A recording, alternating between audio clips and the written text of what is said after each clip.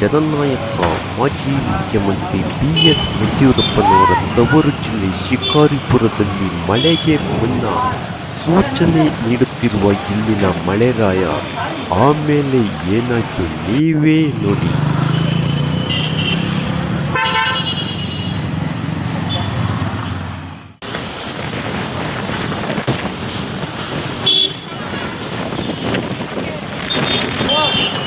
ಹೌದು ಕಣ್ರಿ, ಇದು ನನ್ನ ರಾಜಕೀಯ ಕರ್ಮಭೂಮಿ ಎಂದು 5 ಬಾರಿ ಮುಖ್ಯಮಂತ್ರಿ ಮಾಡಿದ ಶಿಕಾರಿಪುರ ಪರಿಸ್ಥಿತಿ ನೋಡ್ರಿ. ಶಿವಮೊಗ್ಗ ಸಂಸದರೇ ನೀವೇನಂತೀರಾ ಇಲ್ಲಿ ನೋಡ್ರಿ ಸ್ವಲ್ಪ ವಿಡಿಯೋ.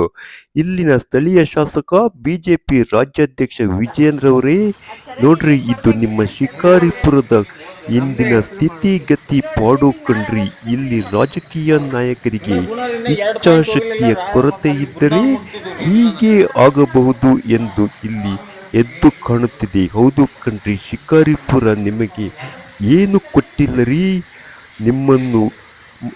ನಿಮ್ಮ ತಂದೆಯನ್ನು ಮುಖ್ಯಮಂತ್ರಿ ಮಾಡಿ, ಅಣ್ಣನನ್ನು ಸಂಸದ ಮಾಡಿ, ನಿಮ್ಮನ್ನು ಬಿಜೆಪಿ ರಾಜ್ಯಾಧ್ಯಕ್ಷನನ್ನಾಗಿ ಮಾಡಿ, ಸ್ಥಳೀಯ ಶಾಸಕನನ್ನಾಗಿ ಮಾಡಿದ್ದು ಇದೇ ಶಿಕಾರಿಪುರದ ಜನತೆ ಕಣ್ರಿ. ಶಿಕಾರಿಪುರದ ಜನತೆಗೆ ನೀವಿಂದು ಕೊಟ್ಟ ಬಳುವಳಿ ಕಣ್ರಿ ಇದು. ಇನ್ನಾದರೂ ಎಚ್ಚೆತ್ತುಕೊಳ್ಳಿ ಎಂದು ನಿಮ್ಮ CN23 ನ್ಯೂಸ್ ಚಾನಲ್ ಈ ಮೂಲಕ ಆಗ್ರಹಪಡಿಸುತ್ತಿದೆ.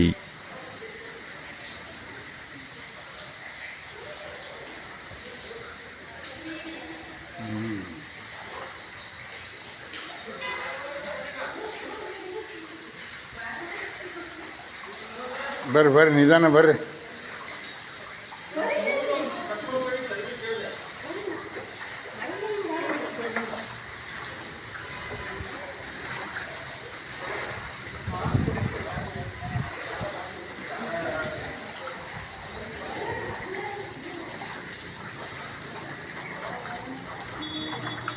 ರೋಡಿನ ನೀರೇನ ಅಲ್ರಿ ಇದು?